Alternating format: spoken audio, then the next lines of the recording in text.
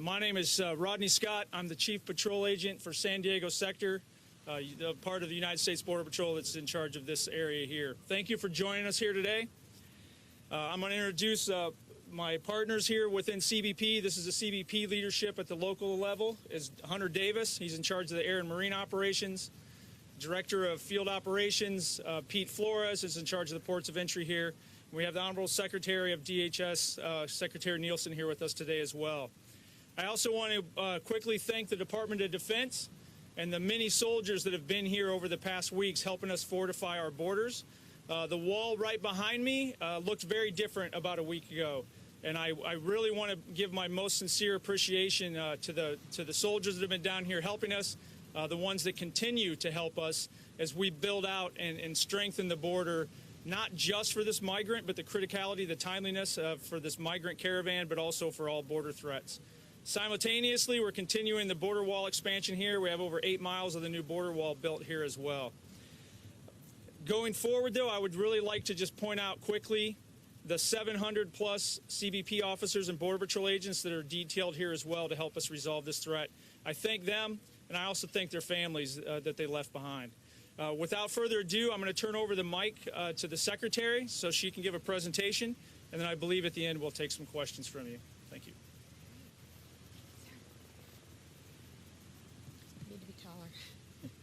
Well, thank you, Chief Scott, and thank you, everyone, for being here today. We greatly appreciate the opportunity to address you, tell you a little bit about what we're seeing and what we're doing about it.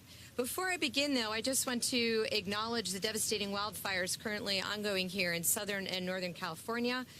As you know, at the Department of Homeland Security, we also have the Federal Emergency Management Agency. We've seen a very unfortunate, significant loss of life, incredible destruction with more than 10,000 homes destroyed to date. But progress continues to be made thanks to the incredible heroism of the firefighters, and the state of California is projecting that both fires will be contained by the end of the month. I do want to assure everybody, however, that DHS is here for the long haul. We are opening new disaster recovery centers, conducting assessments so that communities can begin the process of rebuilding.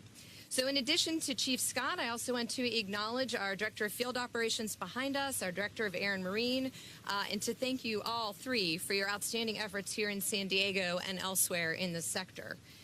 As I always do to the dedicated men and women of CBP ICE, USCIS, and the U.S. Coast Guard, thank you. Thank your families for your ongoing commitment to keeping our borders and nation safe and secure. Your country thanks you. We appreciate your efforts each and every day. I also want to thank our partners at the Department of Defense, who, as the Chief said, have once again stepped up to the plate to assist DHS in hardening our ports of entry and supporting our personnel. Let me first acknowledge what was referenced and what I'm standing in front of. This is a border wall with row upon row of concertina wire. Make no mistake, we are very serious. You will not get into our country illegally.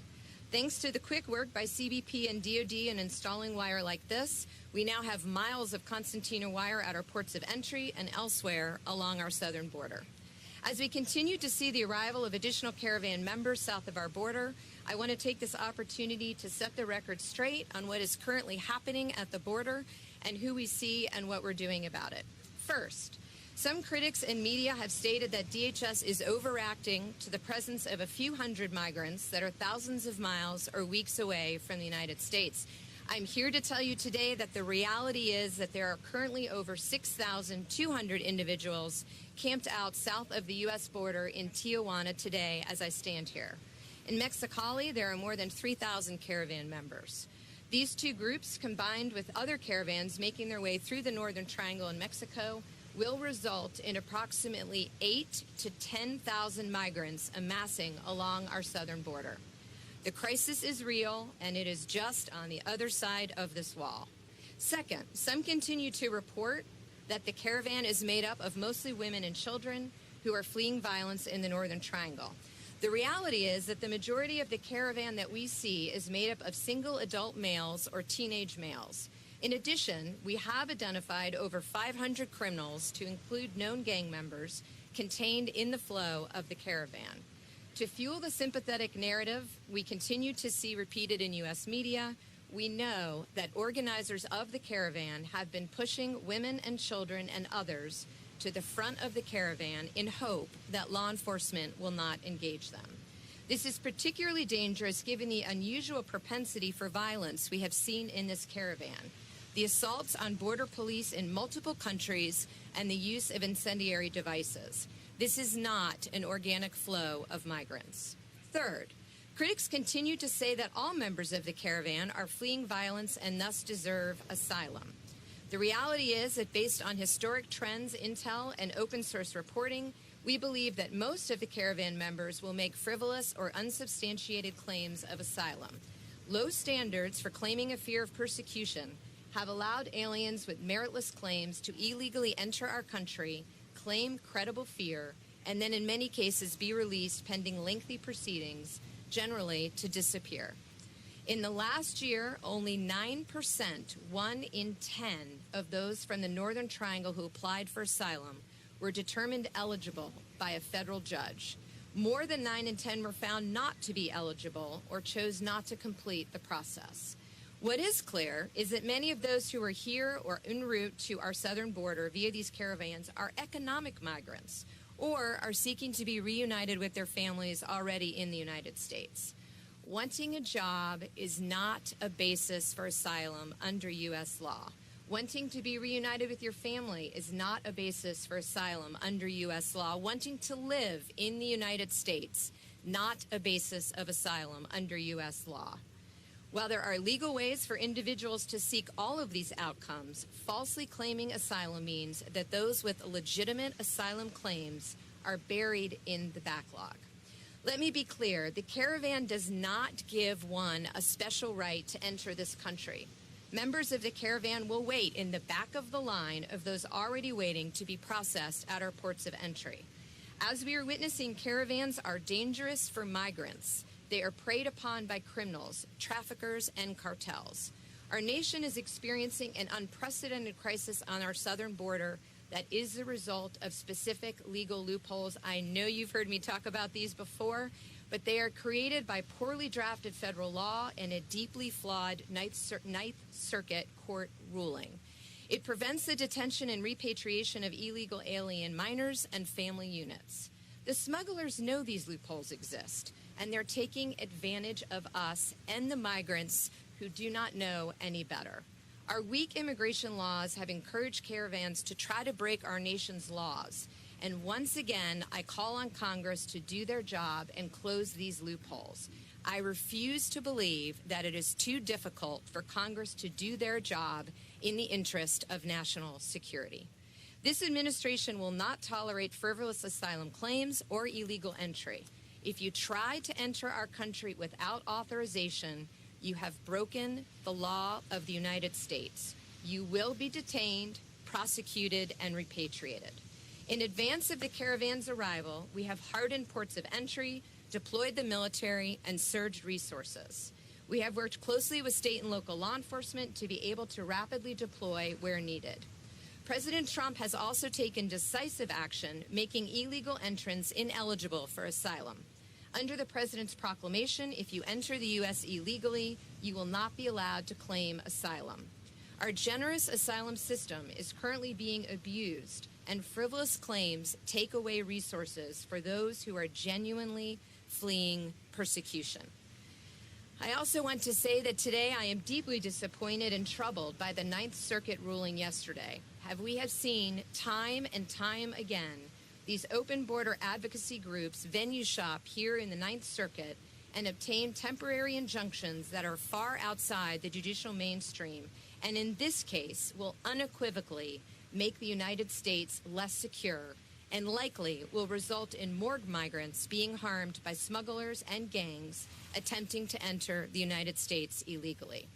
Let me be clear, this court from a chamber in San Francisco has replaced the President's judgment with regard to the fully delegated authority to determine what is a true national security threat to our nation's sovereignty. This is a dangerous ruling, and given last year's Supreme Court ruling on this issue, will undoubtedly be overturned. I would be remiss if I didn't quickly mention the border wall, which remains a top priority for the department and for this administration. We have championed the border wall system, built the first border wall in a decade, and replaced old fencing with new segments starting last week. And we are asking Congress for billions more so that we have the infrastructure, technology, and personnel needed to gain operational control of our border. To close, I'd just like to reiterate the DHS and the administration will continue to take all possible actions to stop the caravan from entering the United States illegally without just cause and to ensure our borders are secure. And with that, I'm happy to, with my colleagues here, answer any questions you might have. Madam Secretary. Secretary, with all due respect, this looks a lot like a photo op. The barbed wire is only behind you. It doesn't extend into the sea, doesn't extend up to the hill. Why does it stop right there?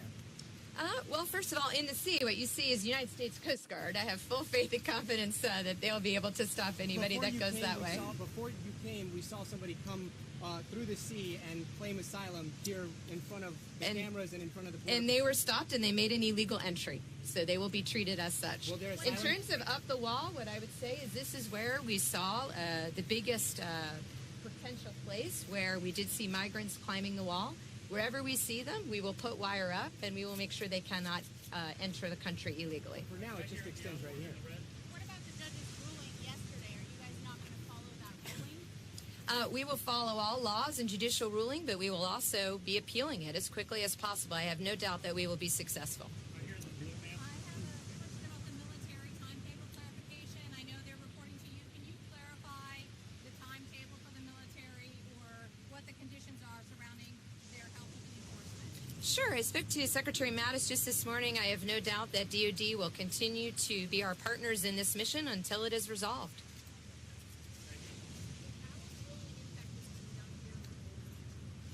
Well, what we're doing is we are looking very carefully at what the judge has ruled, and we will comply with it. How will this ruling impact the situation that we saw earlier now that they're saying that they can claim asylum if they are crossing illegally? Any asylum claims will be treated with respect to the law, but again, what we will be doing is making sure that this is a safe and orderly process. No one gets to skip the line by breaking the law. You were saying. What does it being resolved look like in your mind?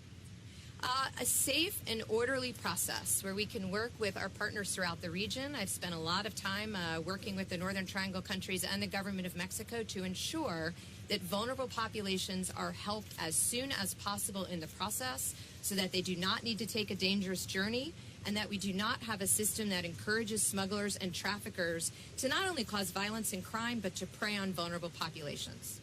Madam Secretary, we've talked about this and there have been questions asked. Do you feel as though the president is breaking the law by taking away that section which says individuals can't cross illegally? That is not only just a United States law, that's an international law. The president's authority to determine who comes into our country and under what circumstances has been upheld by the United States Supreme Court. Right, but he does not make law. The president cannot make law. His authority in this instance has been upheld by the United States Supreme Court. Ma'am, right here, down. Last question.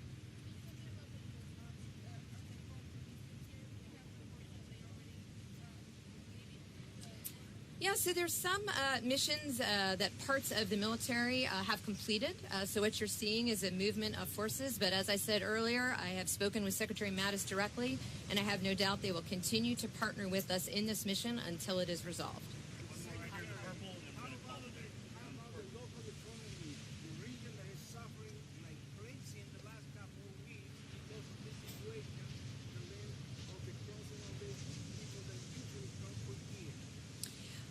One of our missions at the Department of Homeland Security that's also carried out by the gentleman behind me is to facilitate legal trade and travel. We take that mission very seriously.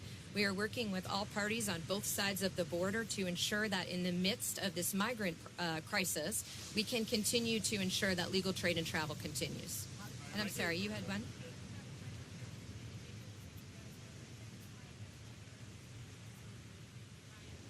So they're criminals, and some of them are gang members, and those are the ones that we know about. So we will continue to work with our partners to make sure we understand who's in the flow. What you have to remember is that a good portion of this caravan busted through in a violent way the border between Guatemala and Mexico. We don't know who they are, so we are working to find out who they are. What we do know, though, is at least 500 of them are criminals and gang members. Thank you, guys. Thank you. How long will the troops be here?